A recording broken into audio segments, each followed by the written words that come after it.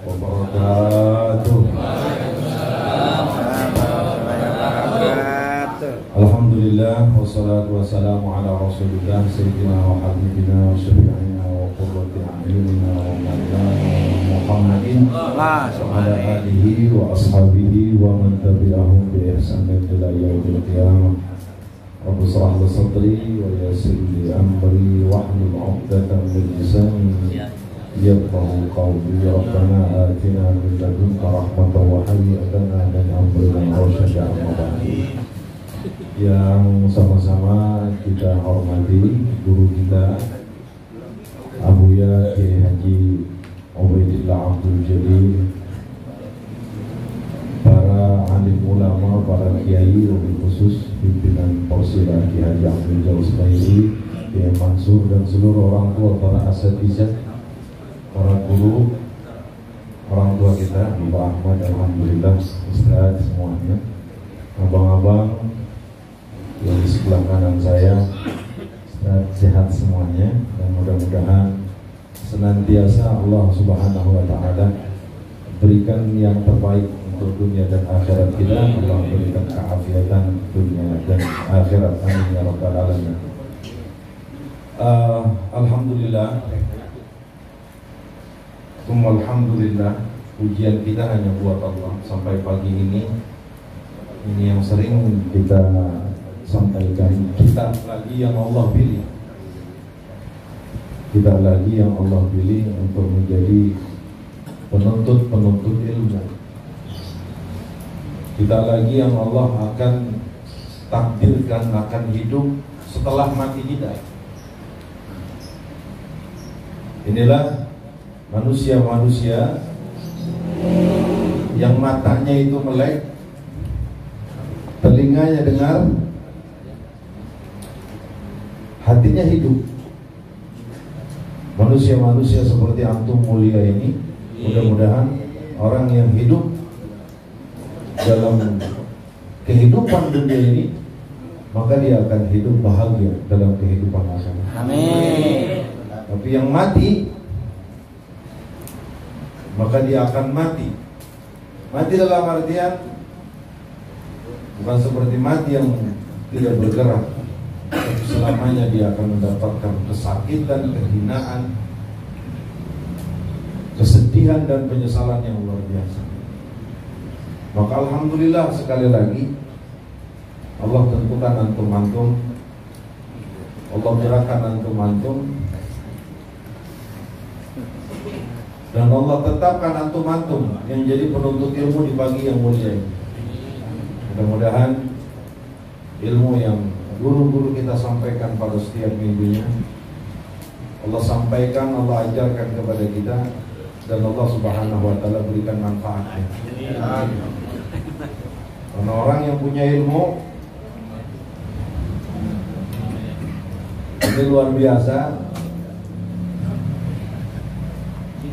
dia akan selalu terkontrol dalam hidupnya. Maka salah satu alasannya kenapa Allah utus Sayyidina Muhammad sallallahu alaihi wasallam itu untuk membawa pengetahuan, untuk bawa ilmu, untuk membimbing kita agar kita ini bisa sampai kepada apa yang Allah perintahkan, sampai kepada apa yang Allah inginkan, sampai kepada apa yang memang Allah Subhanahu wa Ta'ala tentukan buat kita.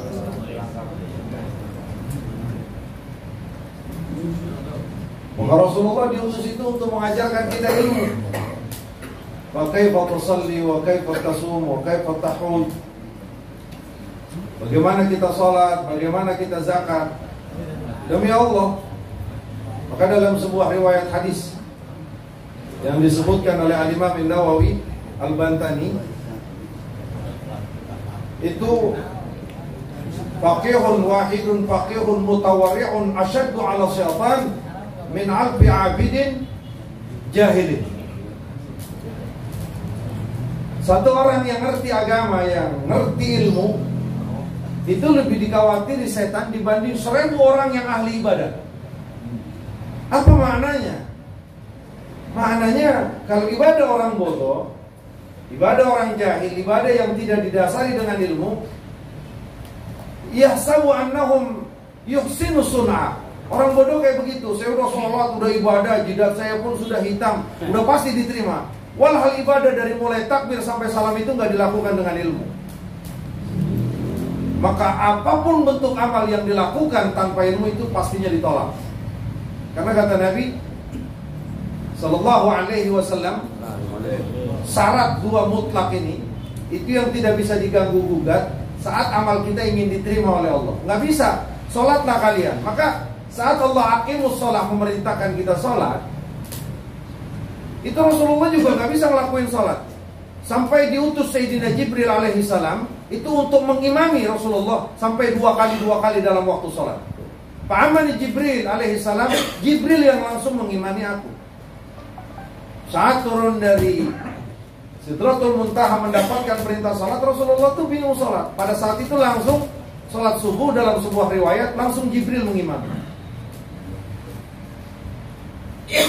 Imami oleh Jibril, ditangkap oleh Sayyidina Muhammad. Oh, rukunya seperti ini, oh ruku sujudnya seperti ini, oh bacaannya seperti ini. Terus direkam oleh Rasulullah. Sebagai manusiawi, Allah Subhanahu wa Ta'ala Maha tahu, ini tidak cukup sekali. Agar rekaman file itu kuat di pikiran, di memori Sayyidina Muhammad Sallallahu Alaihi Wasallam, itu dua kali, maghrib dua kali, isya dua kali, subuh dua kali, semua dua kali. Tujuannya yang pertama, agar ini terekam baik di Nabi kita Muhammad Sallallahu Alaihi Wasallam. Dan yang kedua juga, Sayyidina Jibril perintah Allah memberikan tahu tentang waktu-waktu sholat. Nah, setelah sempurna pengimaman Jibril terhadap Sayyidina Muhammad, kelar sholat, baru Rasulullah bilang, "Shollu kama ra'aitumuni usolli." Sholatlah kalian sebagaimana kalian melihat aku sholat. Maka ini yang penting kita pahami bahwa demi Allah, kalau sholat yang kita lakukan tidak merujuk kepada sholat yang dicontohkan oleh Nabi, itu tidak akan diterima. La yaqbalullahu minal amal, dalam sebuah riwayat hadis yang sahih, la yaqbalullahu minal amal illa mabtughiya bihi wajhu wa kana khalisan. Nah, yang pertama ulama ini mensyaratkan harus ada sebuah ketulusan ikhlas yang kembali kepada apa yang dicontohkan Nabi. Ini syarat pertama. Gak bisa kita sholat Allahu Akbar versi kita. Untuk mengetahui bagaimana sholat yang dicontohkan oleh Nabi, lihat bagaimana sahabat mencontoh sholatnya. Untuk mengetahui bagaimana sholat yang pernah dicontoh oleh para sahabat, lihat kibarut tabi'in. Bagaimana kibarut tabi'in mencontoh sholat para sahabat, yang sahabat mencontoh sholat Nabi. Untuk mengetahui bagaimana cara sholat yang pernah dicontohkan oleh kibarut tabi'in, lihat kepada tabi'in dan a'imah-a'imah, baik Imam Hanafi, Maliki, Syafi'i, Hambali, Daud Az-Zahir, Sufyan Al-Thawri, Hasanul Basri dan yang lainnya. Lihat mereka. Untuk sampai bagaimana sholat yang dicontohkan para a'imah, lihatlah kepada guru-guru kita. Nah, ini namanya ilmu sanad.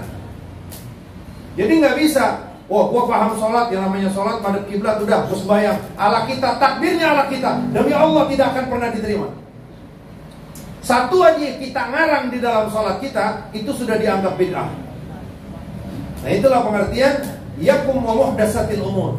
Fa inna kulla muhdatsatin bid'ah. Hati-hati, membuat sesuatu yang baru dalam urusan ibadah mahdoh ini termasuk bid'ah, dan bid'ah ini adalah termasuk sesat.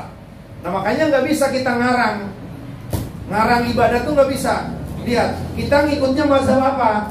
Mazhab Syafi'i. Syafi'i takbirnya bagaimana? Kata Imam Nawawi, Abi Zakaria Yahya bin Syaraf bin Nawawi Damaski Syafi'i, apa? Hazwal mankibain. Harus begini, harus rata dengan ini, dan ujung ini harus di telinga. Ya udah, itu mazhab kita. Itu adalah salat yang dicontohkan Nabi, yang dibawa riwayatnya sampai kepada kita oleh Al-Imam Muhammad bin Idris Syafi'i, sampai kepada kita guru-guru kita. Berarti kalau takbiratul ihram, angkatnya Allahu Akbar.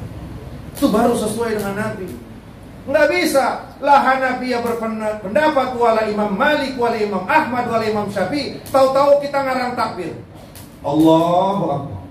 Loh, penting angkat tangan, itu nggak bakal diterima sama Allah.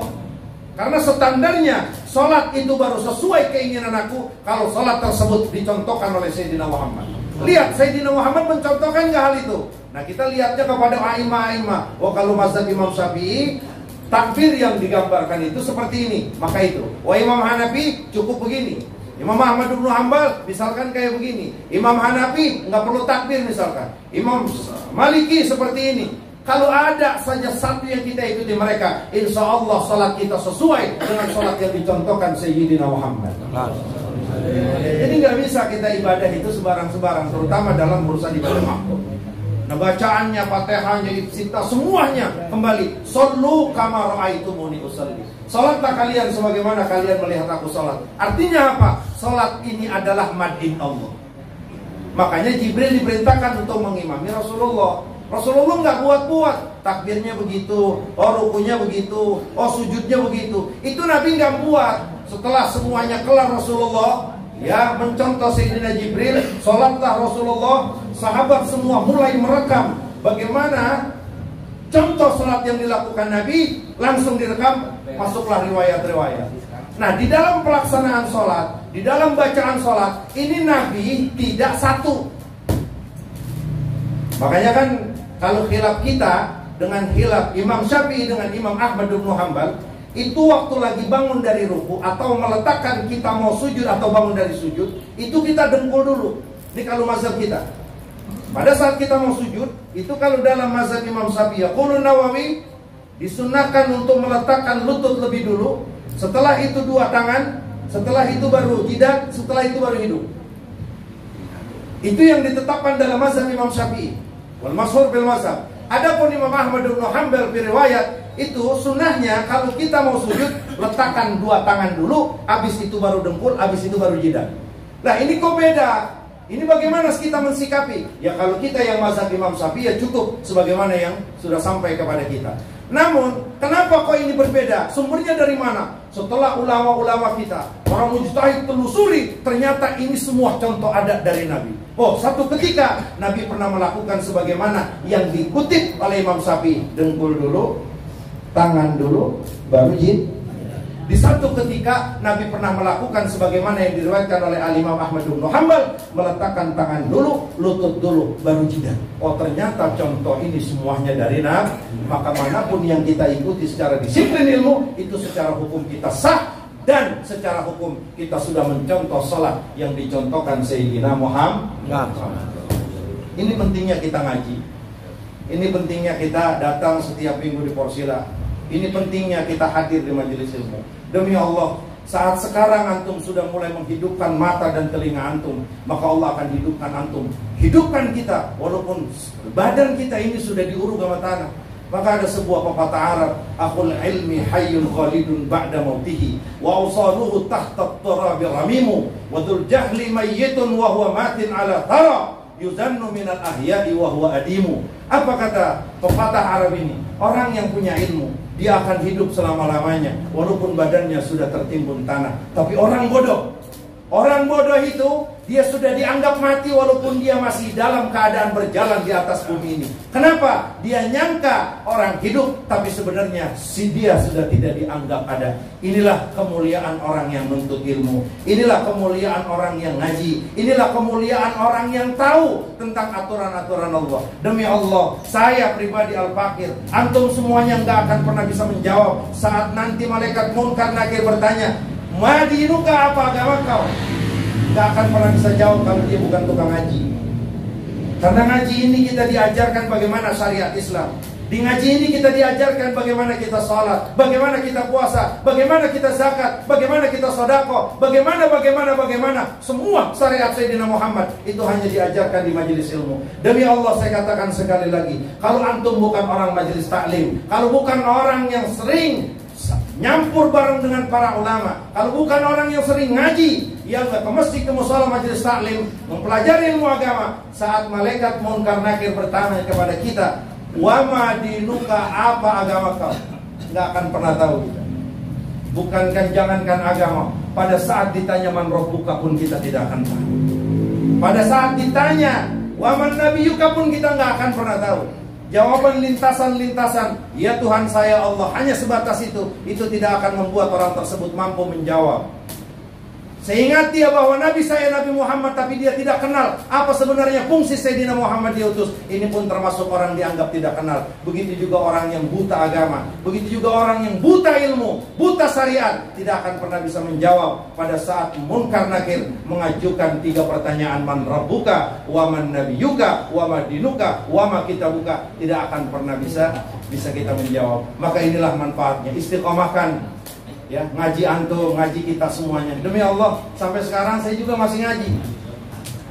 Jangan pernah merasa pintar, jangan pernah merasa sudah bisa. Terus ilmu itu nggak akan pernah habis sampai hari kiamat. Fauqa kulli dzi ilmin alim.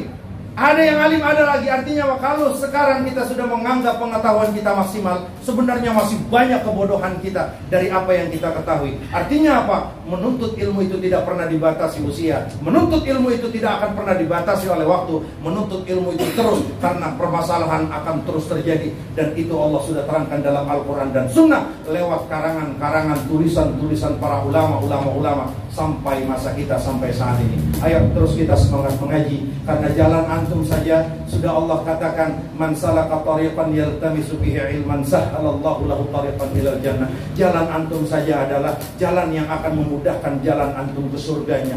Duduknya antum, qu'uduka sa'atan fi majlisil ilmi, duduk antum sejenak saja di majelis ilmu, itu sudah lebih baik daripada itqu raqabah, memerdekakan 1000 budak. Itqu alfi raqabah, memerdekakan 1000 budak. Artinya apa?